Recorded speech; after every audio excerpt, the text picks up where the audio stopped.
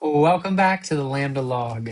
This is Friday, week 2, day 5, the 31st of July.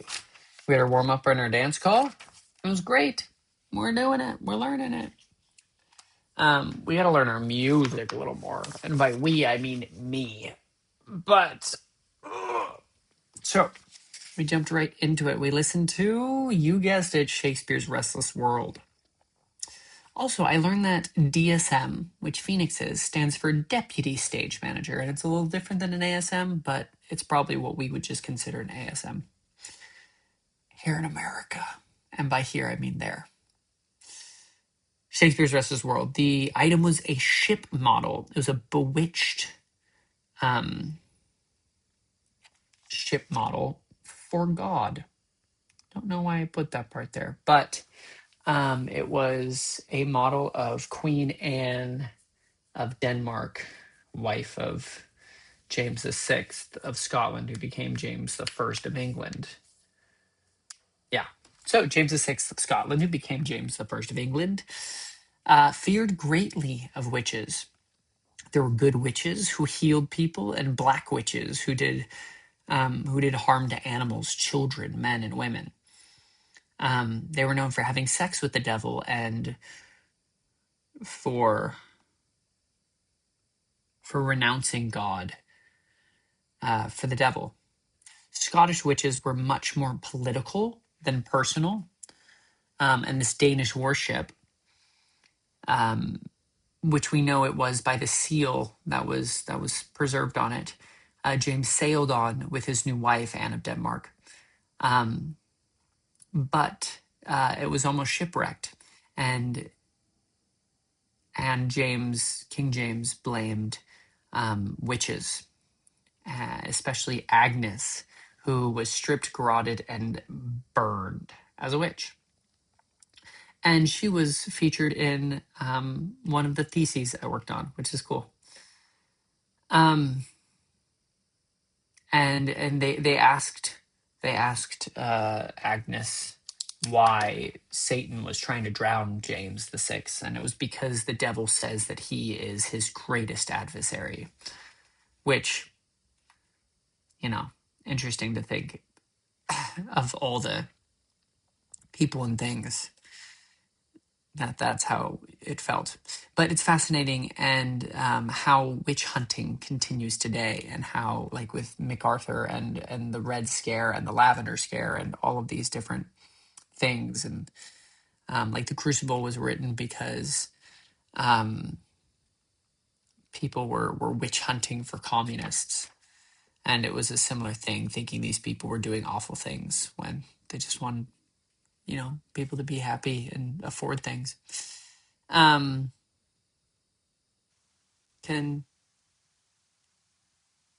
We continued putting it up on its feet. Some things that I learned today. Find the tactic. Don't play a vocal tone or emotion. Don't demonstrate. Have the thought and live in the sensation of the thought, and you will physically embody it. Connect to the need. Responses need a thought to inspire them. What is the thought that inspires the response? Know all of your thoughts. What is my trigger, right? What do I hear that makes me need to respond? And then what do I respond to that trigger? Don't let the struggle be the main focus of the scene. This was for Bracci's confinement, because it just becomes too much. There's a point where you need to accept your fate, and then not pull focus away from the words or the thoughts or whatever it may be. If you're really listening, you will respond from the perspective of your characters. Stay alive in the moment on the stage. Private moments expressed publicly. Lunch. We got back. Heard a lovely little story of a director that Lawrence had a bad experience with. I won't name any names, but fascinating hearing Lawrence's experiences and thoughts. Don't play a vocal tone. We have a habit of playing emotions or going to a vocal tone. The solution is finding the objective and playing the tactic. Find the objective and play the tactic to change the other character. Vocal tones focus on the actor and how good they are. It needs to always be about the other character. Otherwise, this will be demonstrative. The words will deliver the character. Just say the words as written from the perspective of your character. It's that easy. There is nothing to put on the words. The words are supposed to take an effect on them and not affect your character. Didn't finish writing that. Meaning, words are not supposed, it's not about how the words affect you as the actor or the character, but it's how you use the words to affect the other character.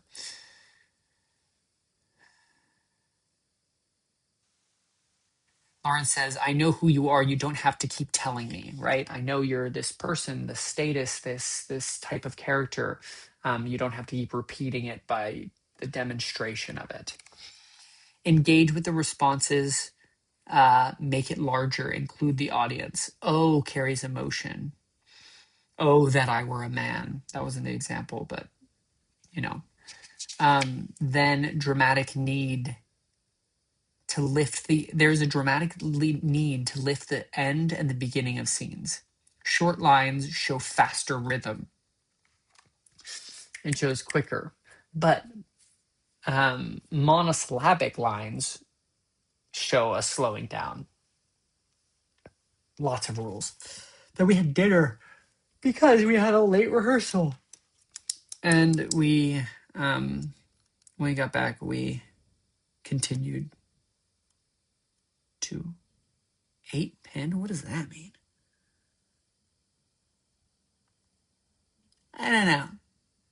But we continued when we got back from dinner. And I packed my dinner. So I ate my lunch and my dinner that I packed. And I was feeling really good that I didn't eat at M&S or at the cafe. I did it all week. Proud of myself. And then we got so close to finishing, but we did not. And then I went back home, but I saw the midnight performance of Much Ado at the Globe, which was really fun. And I didn't get back home till like 4:30 in the morning, which was fun and exciting, but ruined my sleep schedule for the weekend. That's okay. We press on. Yeah, so a wonderful day, a wonderful week. Can't wait to see how we proceed and keep going. Anyway, I hope you have a great day, a wonderful life, and that things work out. Shout out Sandridge. Bye bye.